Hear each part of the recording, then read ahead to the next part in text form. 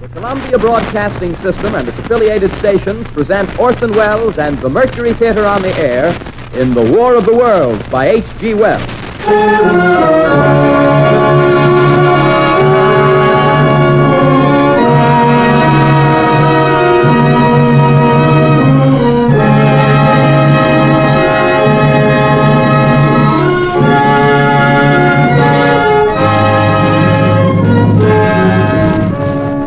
Ladies and gentlemen, the director of the Mercury Theater and star of these broadcasts, Orson Welles.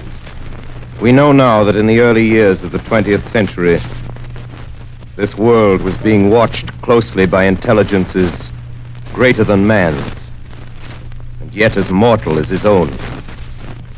We know now that as human beings busied themselves about their various concerns, they were scrutinized and studied, perhaps almost as narrowly as a man with a microscope might scrutinize the transient creatures that swarm and multiply in a drop of water.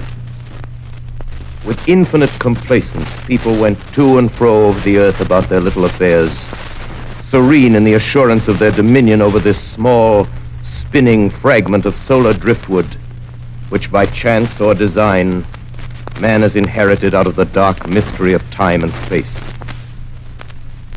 Yet across an immense ethereal gulf, minds that are to our minds as ours are to the beasts in the jungle, intellects vast, cool, and unsympathetic, regarded this earth with envious eyes and slowly and surely drew their plans against us. In the 39th year of the 20th century came the Great Disillusionment. Near the end of October, business was better. The war scare was over. More men were back at work. Sales were picking up. On this particular evening, October 30th, the Crosley service estimated that 32 million people were listening in on radios. For the next 24 hours, not much change in temperature. A slight atmospheric disturbance of undetermined origin is reported over Nova Scotia, causing a low-pressure area to move down rather rapidly over the northeastern states, bringing a forecast of rain accompanied by winds of light gale force. Maximum temperature 66, minimum 48. This weather report comes to you from the Government Weather Bureau. We take you now to the Meridian Room in the Hotel Park Plaza in downtown New York, where you will be entertained by the music of Raymond Raquello and his orchestra.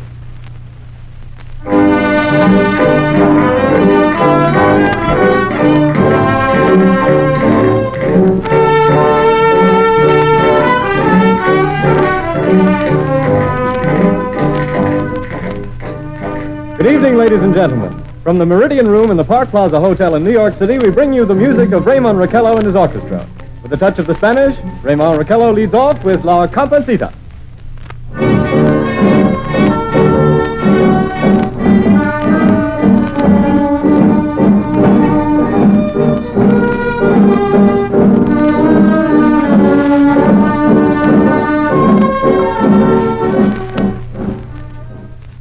Ladies and gentlemen, we interrupt our program of dance music to bring you a special bulletin from the Intercontinental Radio News. At 20 minutes before 8 Central Time, Professor Farrell of the Mount Jennings Observatory, Chicago, Illinois, reports observing several explosions of incandescent gas occurring at regular intervals on the planet Mars. The spectroscope indicates the gas to be hydrogen and moving toward the Earth with enormous velocity. Professor Pearson of the observatory at Princeton confirms Farrell's observation and describes the phenomenon as, quote, like a jet of blue flame shot from a gun, unquote. We now return you to the music of Raymond Raquello, playing for you in the Meridian Room of the Park Plaza Hotel, situated in downtown New York.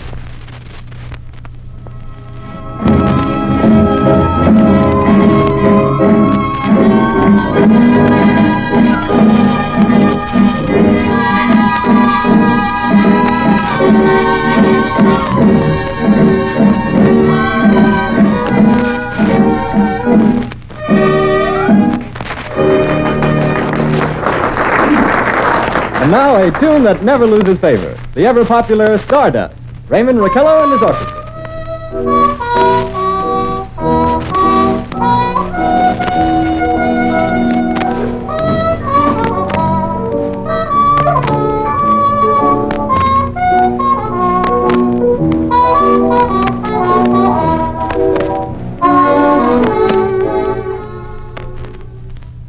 Ladies and gentlemen, following on the news given in our bulletin a moment ago, the Government Meteorological Bureau has requested the large observatories of the country to keep an astronomical watch on any further disturbances occurring on the planet Mars. Due to the unusual nature of this occurrence, we have arranged an interview with the noted astronomer, Professor Pearson, who will give us his views on this event. In a few moments, we will take you to the Princeton Observatory at Princeton, New Jersey. We return you until then to the music of Ramon Raquello and his orchestra.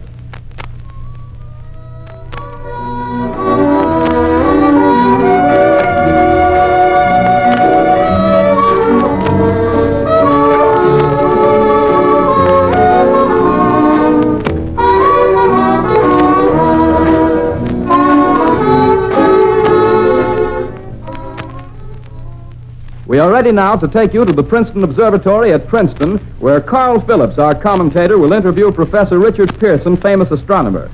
We take you now to Princeton, New Jersey. Good evening, ladies and gentlemen.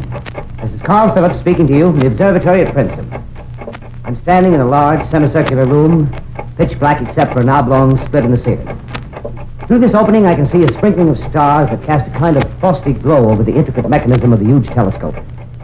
The ticking sound you hear is the vibration of the clockwork. Professor Pearson stands directly above me on a small platform, peering through the giant lens. I'll ask you to be patient, ladies and gentlemen, during any delay that may arise during our interview. Besides the ceaseless watch of the heavens, Professor Pearson may be interrupted by telephone or other communications. During this period, he is in constant touch with the astronomical centers of the world. Professor, may I begin our questions? Any time, Mr. Phillips. Professor, would you please tell our radio audience exactly what you see as you observe the planet Mars through your telescope? Nothing unusual at the moment, Mr. Phillips. A red disk swimming in a blue sea. Transverse stripes across the disk. Quite distinct now because Mars happens to be at the point nearest the Earth, in opposition, as we call it. In your opinion, what do these transverse stripes signify, Professor Pearson? Not canals, I can assure you, Mr. Phillips. They... Although that's the popular conjecture of those who imagine Mars to be inhabited. From a scientific viewpoint, the stripes are merely the result of atmospheric conditions peculiar to the planet. Then you're quite convinced, as a scientist, that living intelligence as we know it does not exist on Mars? I should say the chances against it are 1,000 to 1. And yet, how do you account for these gas eruptions occurring on the surface of the planet at regular intervals? Phillips, I cannot account for it. By the way, Professor, for the benefit of our listeners, how far is Mars from the Earth? Approximately 40 million miles. Well, that seems a safe enough distance. Thank you. Just a moment, ladies and gentlemen. Someone has just handed Professor Pearson a message. While he reads it, let me remind you that we are speaking to you from the observatory in Princeton, New Jersey, where we are interviewing the world-famous astronomer, Professor Pearson. One moment, please. Professor Pearson has passed me a message which he has just received. Professor, may I read the message to the listening audience? Certainly, Mr. Phillips. Ladies and gentlemen, I shall read you a wire addressed to Professor Pearson from Dr. Gray of the Natural History Museum, New York. Quote, 9:15 p.m. Eastern Standard Time. Seismograph registered shock of almost earthquake intensity occurring within a radius of 20 miles of Princeton. Please investigate. Signed, Lloyd Gray, Chief of Astronomical Division. Unquote. Professor Pearson, could this occurrence possibly have something to do with the disturbances observed on the planet Mars? Hardly, Mr. Phillips. This is probably a meteorite of unusual size, and its arrival at this particular time is merely a coincidence. However, we shall conduct a search as soon as daylight permits. Thank you, Professor. Ladies and gentlemen, for the past 10 minutes, we've been speaking to you from the observatory at Princeton, bringing you a special interview with Professor Pearson, noted astronomer. This is Carl Phillips speaking. We are returning you now to our New York studio.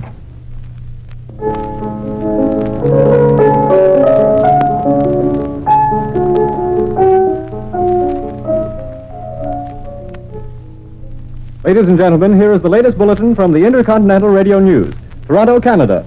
Professor Morse of Macmillan University reports observing a total of 3 explosions on the planet Mars between the hours of 7:45 p.m. and 9:20 p.m. Eastern Standard Time.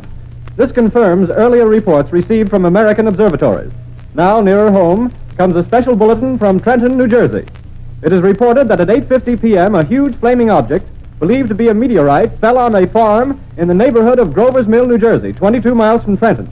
The flash in the sky was visible within a radius of several hundred miles, and the noise of the impact was heard as far north as Elizabeth. We have dispatched a special mobile unit to the scene, and will have our commentator, Carl Phillips, give you a word picture of the scene as soon as he can reach there from Princeton. In the meantime, we take you to the Hotel Martinet in Brooklyn, where Bobby Millette and his orchestra are offering a program of dance music.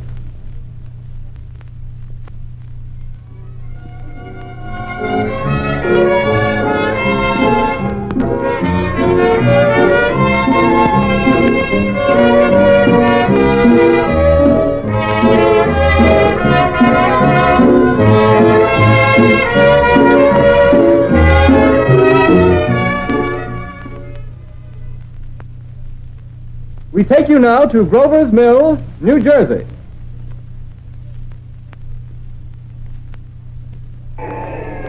Ladies and gentlemen, this is Carl Phillips again, out at the Wilmot Farm, Grover's Mill, New Jersey.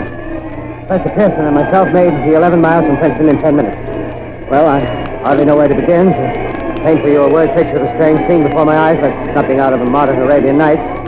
Well, I just got here. I haven't had a chance to look around yet. I guess that's it. Yes, I guess that's the thing directly in front of me, half buried in a vast pit. Must have struck with terrific force. The ground is covered with splinters of a tree. It must have struck on its way down. But I can see the object itself doesn't look very much like a meteor, at least not the meteors I've seen. It looks more like a huge cylinder. Has a diameter of, what would you say, Professor Pearson? What's that? What would you say, what's the diameter of this? About 30 yards. About 30 yards. The metal on the sheath is, well, I've never seen anything like it. The color is sort of yellowish white. Its curious spectators now are pressing close to the object in spite of the efforts of the police to keep them back. Getting in front of my line of vision. Would you mind standing one side, please? While the police are pushing the crowd back. Here's Mr. Wilmot, owner of the farm here. He may have some interesting facts to add. Mr. Wilmot, would you please tell the radio audience as much as you remember of this rather unusual visitor that dropped in your backyard? Step closer, please. Ladies and gentlemen, this is Mr. Wilmot. Well, I was listening to the radio. Closer and louder, please. Pardon me? Louder, please, closer. Yes. I was listening to the radio and kind of drowsing. That professor fellow was talking about Mars, so I was half dozing and half... Yes, Mr. Wilmot, and then what happened? Well, as I was saying, I was listening to the radio, kind of halfway. Yes, Mr. Wilmot, and then you saw something. Well, not first off. I heard something. And what did you hear? A hissing sound like this. Kind of like a 4th of July rocket. Yes, then what? I turned my head out the window and would have sworn I was asleep and dreaming. Yes? I seen a kind of greenish streak and then zingo. Something smacked the ground, knocked me clear out of my chair. Well, were you frightened, Mr. Wilmot? Well, I ain't quite sure. I reckon I was kind of riled. Well, thank you, Mr. Wilmot. Thank you very much. Yeah, you want me to tell No, that's some quite more? all right. That's plenty. Ladies and gentlemen, you've just heard Mr. Wilmot, owner of the farm where this thing has fallen.